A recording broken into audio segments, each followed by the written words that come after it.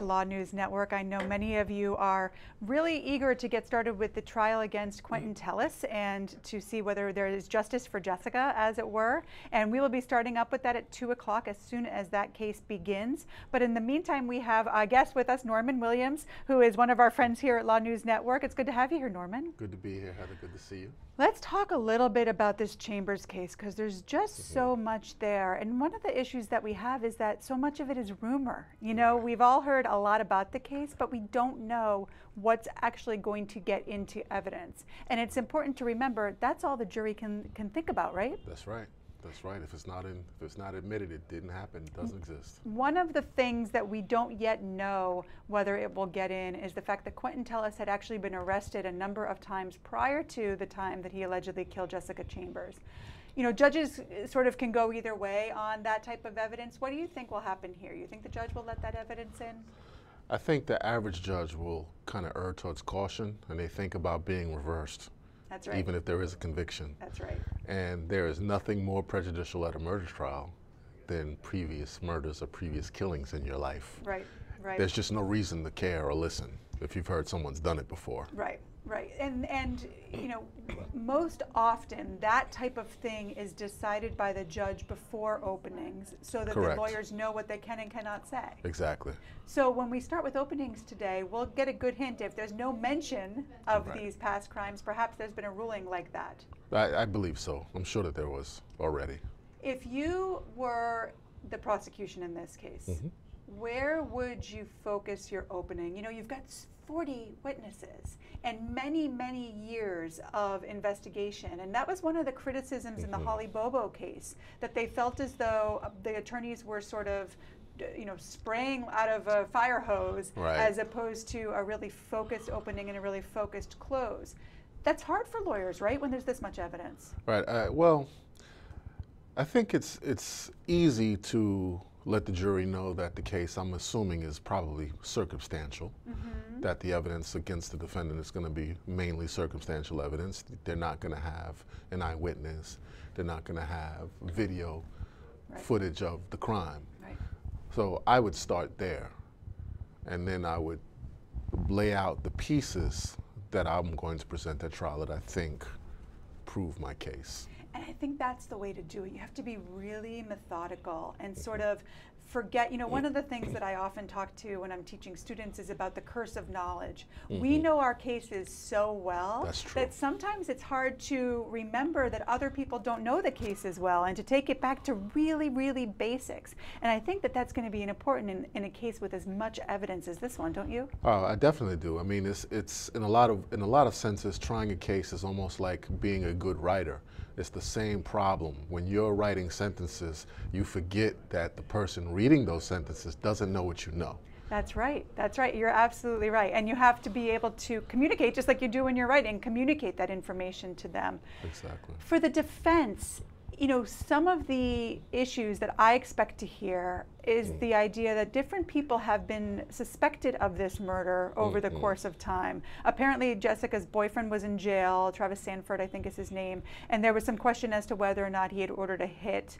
There was some question of gang affiliation. There was some question of drug affiliation. How do you, as a defense attorney, raise the specter of these other potential suspects without putting Jessica and her lifestyle on trial? Well, unfortunately, if that's what you have to do, if you have to put a lifestyle on trial and suggest that, of course not that her demise is her fault, but perhaps some of the conduct, some of the people she associated with are responsible for her demise, and that's what you do. I mean, the trickier part of it from the defense side is not everything is admissible. So, you know, like when a witness fails to ID a client, you can't put that in front of a jury. You're just left with arguing that your client has not been ID'd by anyone that was at the scene, so it gets a little tricky. But you do want to say, hey, there's going to be 40 witnesses here, none of them are eyewitnesses, there's no video footage, all of this, you know, the video footage not being there, you know, you get to say, look, we have an independent thing that has no opinion and no horse in the fight, in the race. Just go with that. That doesn't exist. It's going to be hard. Yeah, the thing that I think that makes it a little bit easier, and these cases we're seeing this more and more, is the cell phone. I mean, this thing is the worst. It is everything, and it all not only is it a cell phone that you're exchanging text messages and you're exchanging information, but it's also a tracker. Yes, and it it is. tracks you as you go through your day. It locates where you are, who you're with. Yes, it and does. it may well be John Champion's the DA in this case, and he seems to be pretty strong on that he can place Quentin and Jessica close to one another in the hour right before she died. That's got to be, I would expect, through the cell phone, don't you think? Yeah. And then as the defense attorney, you've got to try to cross-examine that expert about the validity of cell phone testimony. That's How do you go right. about that? Well, we all know that historical cell site information is not 100% accurate, that at one point our government had all cell phone companies place a GPS inside the phones so that first responders and police officers can find a person. On historical cell site, you could be spinning around within a 5 to 10 mile radius and find nothing. Right. So, you know, two people can be 5 miles apart, and in a rural area, they both can be pinging off the same side of a cell site. That's really, let's break that down, because that's really important in this case. If you've got the prosecution saying the cell phone towers have them pinging in the same area, that doesn't mean that they're as close as you and I are. Exactly. They could be as far as 5 miles apart. That's true. Yeah, so that's major. And if that is the crux of the prosecution's strongest evidence, that could be a problem. It could be. It's all circumstantial.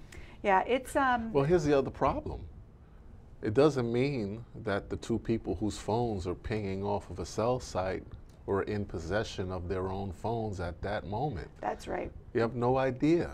You just know the phone is there. Right. That's it. But given their age and given the amount that they text message, I think that's a more difficult argument than the argument to say that, listen, that's 5 miles in this town could be everything. You know, that could really be a huge difference. And I do think the pendulum has sort of swung. You know, for the longest time with NCIS and all of the DNA evidence and the cell phones, I think juries said this stuff is what we put all of our weight on. Right. And now I think that people are seeing that all of that evidence is not as certain and not as perfect as perhaps what they once thought, and are perhaps a little bit more suspicious of that evidence, don't you think? I think so. I mean, I think as telephones have become so much more important in our lives, I think that the average person will kind of think about their own life and what their own phone would show about them, and then compare that to what they see in court. But you're still sitting there saying, well, person's accused of a very serious crime, so I need to be certain of what I feel and think. Right, no reasonable doubt. That's right. What do you think about motive? You know, we always talk about you don't have to have motive to prove your case, but it helps. Do you think that here the prosecutor will attempt to use their alleged relationship to develop at least a little piece of motive? In my experience, even when they do not have to prove motive, even after they've said it in their opening, they still do it because they know people like to have a reason for something as serious as killing.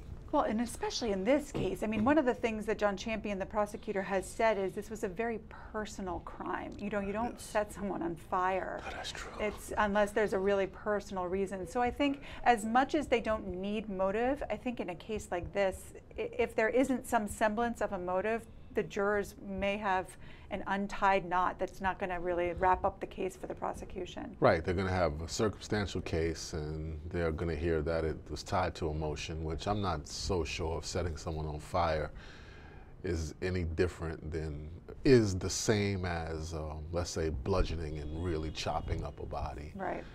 Well, and that's the other issue, and we're going to talk to Dr. Sportelli, who's coming on a little bit later on this afternoon. But you know, one of the things that I struggled with in looking at this case is it doesn't seem as though Quentin Tellis's past crimes were of the same level of violence. Right. But I guess you have to start, if you're a violent person who ultimately contributes to some of these crimes, commits some of these crimes, it starts somewhere, right? I tell you, when I was thinking about the Asian woman in Louisiana, that he's accused of killing, right? I looked at that situation versus Chambers, and in my mind I was trying to think of whether or not I thought this guy is a serial killer, potentially. And it is interesting that with the Asian woman, it seems like that was a killing based on him wanting her PIN number, I believe, her money, and yes. that's wanting her money, right? So that's one type of motivation. And with Chambers, it's kind of hard to tell. But usually when someone's a serial killer, they're a lot better at covering their tracks, and the end of their conduct is to kill someone, right? Not to get money, not to humiliate, right? Not to send a Revenge. message. Yep, yep. No revenge. Right. It's just you want something dead, and that makes things kind of weird, you know. Yeah, it's a fascinating case. I mean, I'm not surprised that our viewers are so intrigued and so eager for openings to begin. The thing that is, I think, is great is it really, when you have this much scuttlebutt about a trial and this much rumor, it's really important that we as viewers only focus on what we hear as evidence and put ourselves back in the shoes of the jurors. So everything that we've heard thus far, all the coverage that has been on television, all the newspaper articles, we should try to put out of our minds the way that the jurors should. Indeed. And really focus on what's presented to us as evidence. So I am eager to see how each side will lay their side out. Yes. Now, we just heard before you came in from a local reporter who said that there's some rumor that one of the reasons this case may not have ended in a plea deal is because one of the attorneys may be interested in a book deal. Now, that's pure rumor. But if that's the situation, how might that affect the way that the case is defended? Would that change the way that the case is defended if in the back of the mind the attorney's like, and this is going to be in my book? I would hope not. Yeah. There should be one thing that motivates you. There's this funny document that this crazy country was formed around. For better or worse, right? Right, and it guarantees each and every one of us certain rights. Absolutely. One of which is the right to a fair trial. That's right. Yeah, our Constitution is such an important and valuable and fabulous document that so many people forget that is the basis of what you and I do. That's right. It is really, and it's important as we watch these trials to remember that. So I'm glad that you raised that specter, because it's something to remember, and it's something to remember as we look at this case and it goes on. One person who got his fair trial, and more than one fair trial, is our friend O.J. Simpson. I know I saw in the chat rooms that many of you are tired of talking about O.J. Simpson. Yes. I know we all are, but I think some of the recent news that came out about this bears mentioning. O.J. was recently given parole. He is now a free man. And there's a couple things that have come up. I mean, first of all, apparently he's lost a whole lot of weight while he was in prison. Now, reports are saying that he's looking to go to the Bunny Ranch. Reports are saying that he got a new iPhone. And there's a lot of information out there about whether or not the Goldman family will be able to collect on the judgment that they got against him. So I want to talk to you about all of those things briefly while we continue to wait for the Jessica Chambers case to start. First, though, we're going to play a little bit of O.J.'s parole hearing to get a sort of reminder of how he is and how he presents himself. And then I want to talk to you about all of those things that I just mentioned. Okay, sounds good. All right, guys, there's a short bit of the parole hearing with O.J., and then we're going to talk about those things and continue to get ready for the case of Mississippi versus Quentin Tellis. Over my face. Oh, you're perfect. Yeah, Mr. Simpson, you live most of your life in the public spotlight. Yeah, you go. Thank you. Yeah, not really. Two of them are armed. How old is O.J. now? And robbed the two victims It's gotta of be, I property. mean, I'm thinking, I was in elementary school when he was playing with the Bills. So I'm thinking he's 20 years older than me, maybe? Maybe. This might be a little long. Maybe a little less. I'll try to be brief with it. So he's close to 7. I had been contacted by a man named Ricio. He had contacted me over a period of time, told me that there was some guys that was trying to get him to fence my property, and he thought I should come and get it. Well, I kind of blew him off because I'm really not interested in football property. I don't collect memorabilia, only my own personal items. He was pretty persistent in calling me, and finally I told him, well, see if you get pictures of what they have. He sent me some pictures, and what I saw was my family, my mother's albums, pictures of my kids growing up, certificates of accomplishments of mine, pictures of what I call significant famous people, letters of myself. So I told him I would really like to get this stuff. So after a period of time, through what he described in court as the perfect storm, we all ended up in Las Vegas. You know, I was there for a wedding, and he told me that the property was there. And would I like to try to get the property? I said, of course I would like to get the property. He told me the names of what he thought were the people in the room, and I realized these are friends of mine. You know, actually guys who helped me move and store some of this stuff, right? So on the day of this incident, he came to my hotel to talk about how this would take place. I told him I met with a lawyer last night, and my sister and my daughter and some other friends, and discussed it. I pointed out another lawyer that was at the poolside as a part of this wedding party that was going on. I said I discussed with him, and they told me that I can't do this if we're going to their home or even to their storage. OJ, you cannot go in there, because if they ask you to leave, you got to leave. I said, Ricio, you got to get him to bring it to a public place. He said, well, let me see what I can do. All of this has been testified to, so I'm not just going, you know. He called me and told me he told them to bring it to his room, and he's going to have it brought to his hotel, and would I come and get it? I said, of course I'll come and get it. He says, a lot of stuff, OJ, you better bring some friends. Well, I had a couple of friends there at the wedding that was going to go with me. He also said you should bring security. And I said, well, I know these guys, I don't think I need any security. I mean, it turns out that one of the guys, Bruce here, I didn't know it was him. I thought it was another guy named Mike, a friend of his, an ex-partner of his. But I said, I don't need any security. Well, later that day, when they arrived at his hotel and spread out my property, he called and he said, they're here. You come here, I'll meet you in the lobby. And you need security, OJ. This guy, Beardsley, big guy, and he's a little weird. You know, I think anybody that knows him knows he's a little different. I still told him this guy is not dangerous, man, but he says, man, bring some security. During the day when he was there, he met people from the wedding, and one guy, McClinton, said he did security in Las Vegas, and it would help his business if he could have me as a client. I told him I didn't need him, but after he insisted that I bring security, I said, I can use your help. I went to the hotel. I met Mr. Ricio in the lobby. The two guys, they also met us there, which was a big mistake, obviously. I realized that quite soon after this. And Mr. Ricio led us to his room, put the key in the door, and let us in. I know I've seen the last 2 or 3 days the media reporting we broke in the room. Well, we didn't break in any room. Mr. Ricio brought us into that room.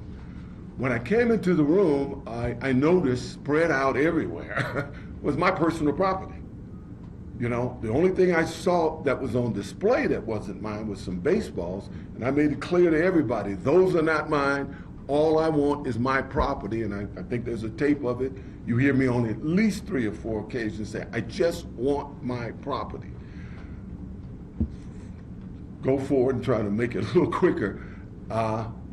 At some point, we started, when we're leaving the room, actually I was being pushed out of the room by the security guys, because while I was in there and I recognized Bruce was there, I was surprised to see him as he testified. I was shocked really to see him. Bruce has been a friend of mine. He's traveled with me. We've done a lot of business together over the years. And he and I said, man, what are you doing here? You know, he explained to me why he was there and why he had my property there. And I told him, but geez, you should have told me. I accepted, I understood why. You know, it was 06, 07. People were losing their homes. A guy owed him money, couldn't pay him the money, gave him my property to sell. I told him I understood that, but you still should have told me. we had a chance to talk about this at a later date, and he apologized. I accepted his apology. I apologized for these two guys that got pointed a gun at him. He's traveled with me. He's known me when I've had security. He's known me when a venue has supplied security, and there were times he even had to act as security for me. He knows I would never, ever direct anybody to point a gun at him or even threaten him. I've never done this in my life. I want to point out, you mentioned all those gun charges. Bruce and Alfred, they made it clear during the trial that I had no weapon. They didn't feel threatened by me, and from what you said, and that I didn't threaten them. It was the other two security guys that did that. And I haven't made any excuses in the 9 years that I've been here, and I'm not trying to make an excuse now. They were there because of me, you know. But in no way, shape, or form did I wish them any harm. As I was leaving the room, and this was on the tape too, Bruce said, "OJ, hey man, there's a box that's with that stuff. They're Montana prints. Those don't belong to you. Those are mine, man. You told me that because you recognized everything else that I took out of that room was mine." You know, and he also recognized that I wasn't there to steal his stuff, and he knew I would be at the desk. I'll see.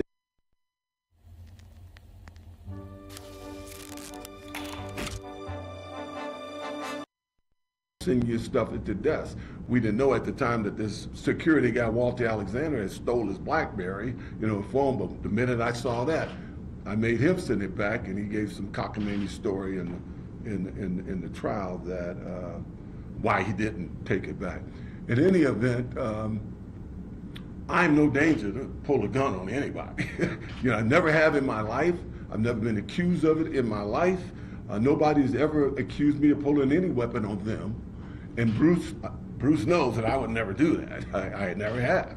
I want to also, as a postscript, add that, you know, when I got to Lovelock, the state of California took up the issue of whose property it was. They did an investigation, and they came to the conclusion that it was my property. They turned it over to me. I have it now, you know? So, I mean, it's kind of mind-boggling that they turned over to me property that I'm in jail for trying to retrieve. You know, it was my property. I wasn't there to steal from anybody. And I would never, ever pull a weapon on anybody. So you believe that the property was yours? It's been ruled legally by the state of California that it was my property, and they've given it to me. I have it. Well, my question was, that's why you went into the Oh, yeah, yes, sir. hotel room, because you believed that the property was yours. Yes, man. You know, whenever he was just telling me, when Mauricio was calling me, just telling me this, I wasn't interested. It wasn't until he got actual pictures of what they supposedly had, and because it was family photos and stuff, that's when I got interested in going there, and I only went there to retrieve my own property. What were you thinking when the guns were being brandished? Well, I didn't see the guns brandished. I didn't see, you say guns, as I understand it, one guy who was behind me somewhere pointed a gun at him. So I never saw him brandish a gun. When I left here, I called back to the room to ask Bruce, you said that there was some pictures, what do you have? And I asked him, did this Walter Alexander return his cell phone? He told me no, and he says, OJ, it wasn't cool that guy pointed a gun at me. I said, who pointed a gun at you? He says that, he kind of described who it was. To be honest, I didn't really believe him at the time. I asked the three guys I was with, they all said they didn't see him do it. I got back to my hotel, we waited for these two security guys to show up. And the minute they drove up, the first thing I said, man, did you pull a gun in that room? And he swore to high heaven he didn't. And I asked Walter Alexander for the cell phone, and he kind of threw the cell phone to me. But I wasn't aware until I was in the car driving back to our hotel that this guy had actually pointed a gun at him. Now, earlier in the day when he was talking to me, trying to get me to let him come, I didn't hire him. He said it was for free and all of that. He did show me. I didn't know this guy. You know, I knew the Alexander guy, but I didn't know this guy. He showed me his license. He showed me his CCR. You know, I would assume that the state gives a guy a CCR and stuff. They vetted him. I should have vetted him. I didn't really need him. I knew these guys weren't dangerous. So that was on me. Your version of the offenses differ a little bit about the official records, Mr. Simpson, but moving forward here, considering the fact that what we have on record, Yeah. weapons were brandished, you were there. Oh, I was there. I It was mean, taken. I'm sorry. So Yeah. my next question is for you, is what do you think was the impact on your victims? Well, I know what the impact was. I mean, we've talked about it. I mean, Mr. Beardsley, we had long talks back then. He told me that he had tried to call my lawyer. He testified in court that he had called my lawyers and tried to tell them in the months previous that guys had my property and they were trying to sell them, but my lawyer never called him back. He actually testified for me, I'm sure you know, during the trial. Bruce and I talked, and you know, Bruce was traumatized by it. Fortunately, as I said, we talked it out. He knew that I would have never condoned what happened. He accepted my apology, and I told him that these guys should be put in jail. If they did that, you know, I wasn't going to defend them. Unfortunately, they got a get out of jail free card when they say OJ told me. Nothing I could do about that. But I want to point out that, you know, Bruce, I knew his family. I mean, when his mother was terminally ill, I'd call, she was a fan, I'd call her and sing to her. The night before or the night of the jury's verdict, his son actually called me and tried to give me a head up on something to do with memorabilia and told me that he and his mother was cheering for me. You know, this family knows that I wouldn't wish any harm on these guys, ever. These think we're friends again.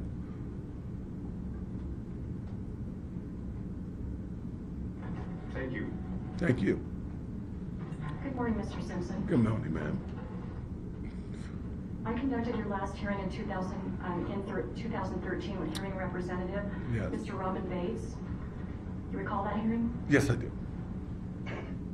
All right. At the time, we asked you what your plan would be if we were to grant you 2-year consecutive sentence. And you told us that you were going to complete the commitment to change. Have you done that? No, I haven't. At one point, I couldn't take the course. You know, I took 2 courses that I guess you guys don't give much credit to. It's called Alternative to Violence. I think it's the most important course anybody in this prison can take because it teaches you how to deal with conflict through conversation. I've been asked many, many times here to mediate conflicts between individuals and groups. And it gave me so many tools how to use it to you know, to try to walk these guys through, you know, not throwing punches at one another. Also, at one point, a couple of guys came to me and they said, OJ, I understand you're a Baptist. We're Baptists and we have no Baptist service here. Can you help us get a Baptist service here? I worked with them. We now have an ongoing Baptist service that that's well attended. I attended religiously and plenty has attended. And I realized in my 9 years here that I was a good guy on the street. I'm sure when Bruce get here, he'll tell you I was always a good guy. But I could have been a better Christian, and my commitment to change was to be a better Christian.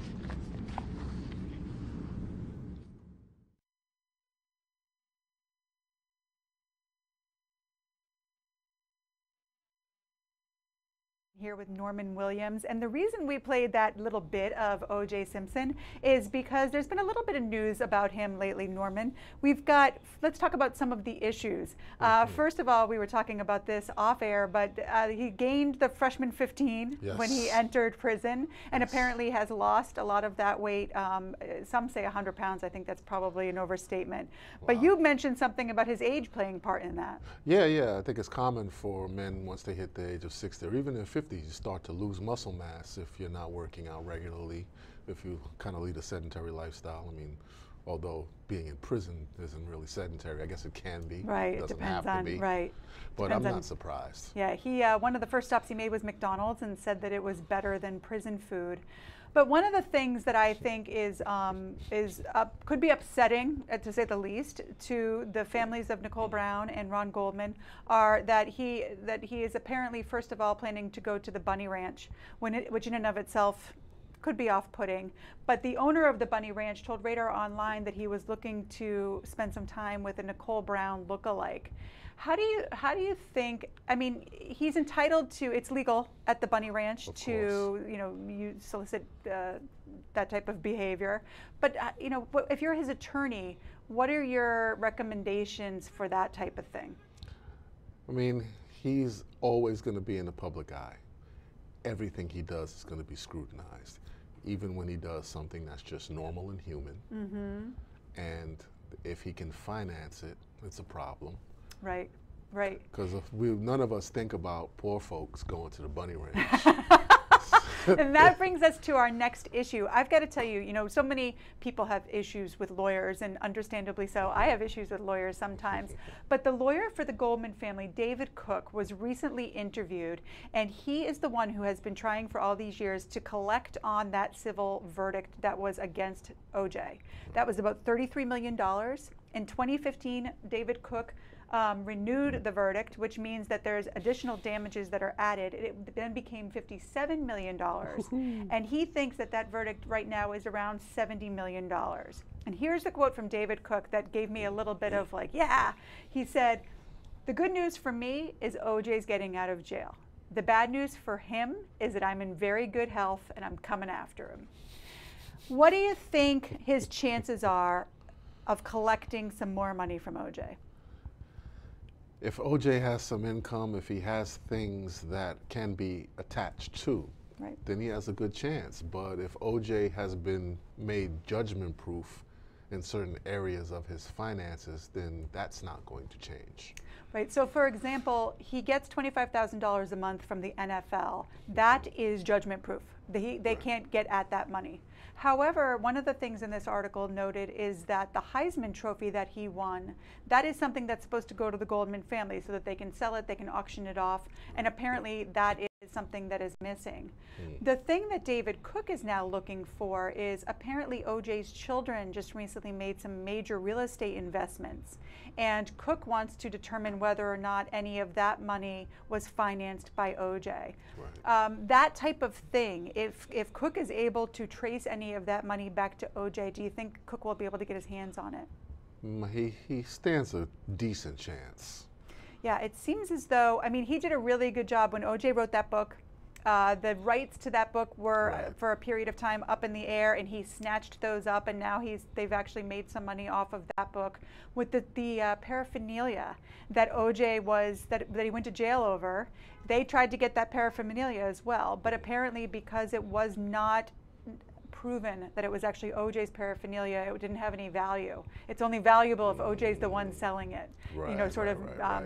So it's definitely a challenge. It's a type of, here at LawNewz we talk a lot about trial attorneys and criminal defense attorneys and criminal attorneys specifically. But this is a type of law that's got to be sort of like, you're just tracking the dollars all day Yes. long and trying to really find justice that way if you feel as though it hasn't been found in the criminal system. Right, right. I mean, in a lot of ways, chasing a civil judgment is no different than when a credit card company sues you for some debt, and then they hire a collections agency, which is usually a law firm, Yeah. to come after you. It's Right. the same thing. Right. It just seems different because the numbers are a little bit bigger. The numbers are certainly a little bit bigger. And the other question, you and I were talking about this as we were watching OJ testify.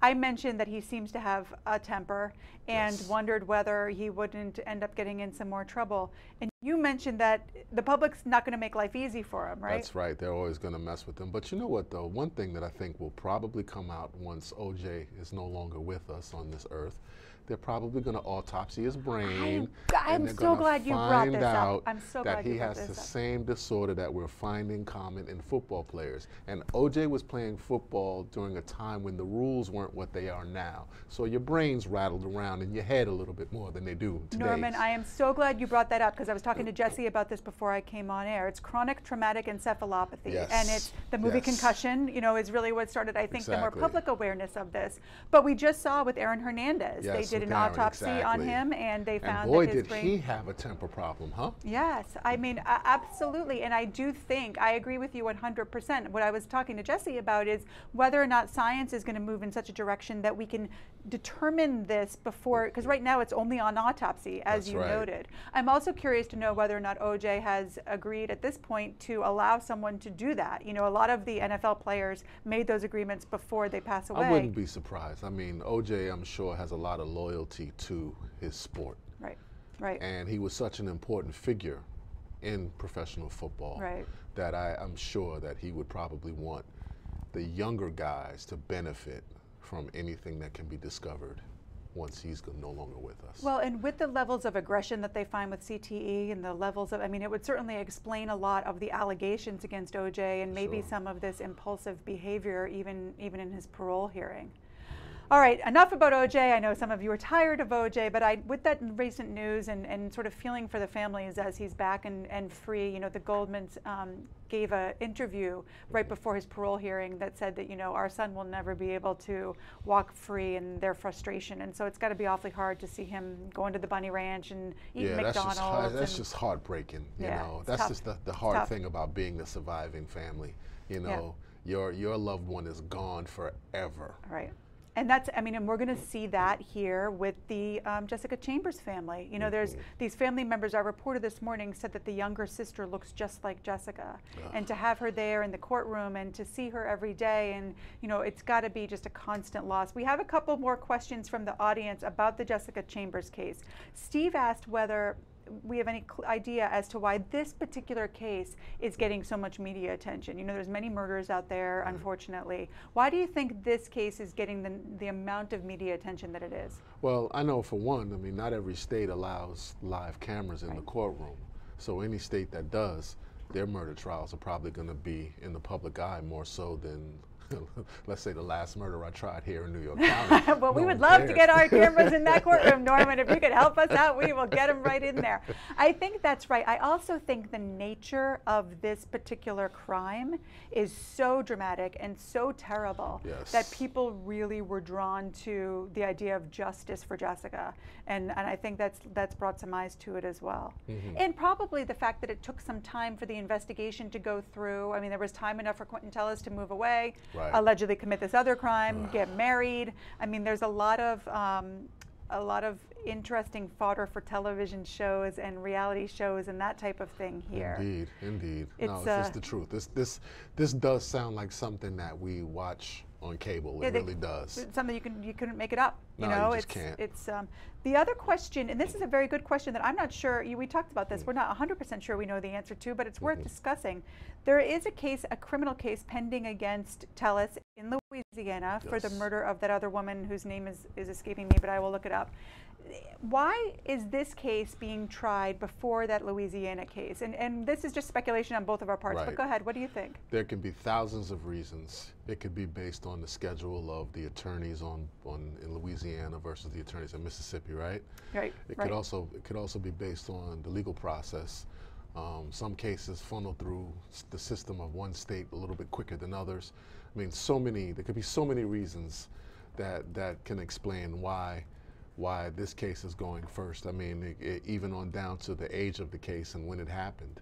You know, and also too, states can get very possessive over a defendant. They can think that I want to prosecute this person here first. This needs to happen here first. Right. You know, and also too, if one state has a death penalty and one doesn't, the death penalty state might take precedence. Yeah. The two states will talk about it and they'll go, well, you can go first.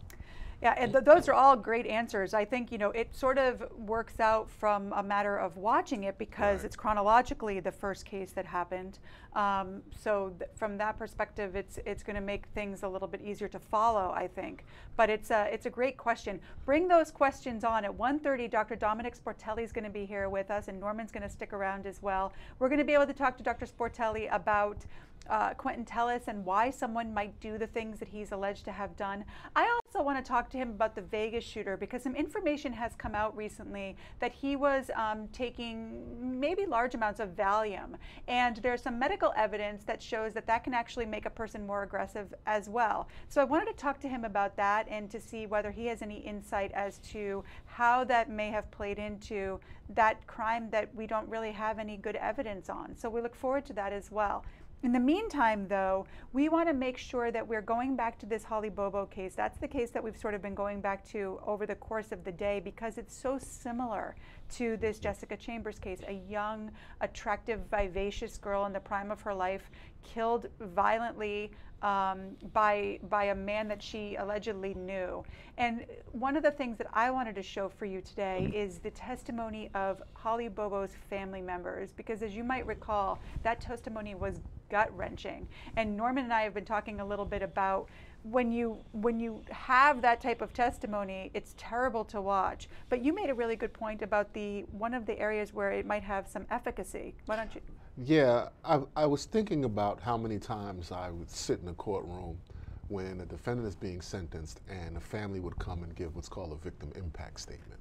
And I think about how many times I've watched my heart hit the floor and crash into a million pieces just because I'm watching a person that's brave enough to stand in front of the public and talk about their worst moment in life, Right. to talk about the things that sometimes, you know, victims get embarrassed about what happened to them and they blame themselves for what happened. But to watch people gain that strength and face their accuser and tell them why, you know, Right. why the loss of my daughter is important, why the loss of my innocence is important.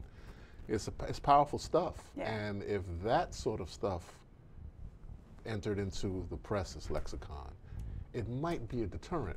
Yeah, I think that's a great idea. I mean, it hadn't really occurred to me that we don't see enough of that and that it could actually serve. I mean, you've got to assume that you're deterring people who actually have some semblance of a conscience to allow that to happen. But it certainly is. I mean, we know that it's one of the most impactful parts of any case, and I'm sure it will be with Jessica Chambers' family as well.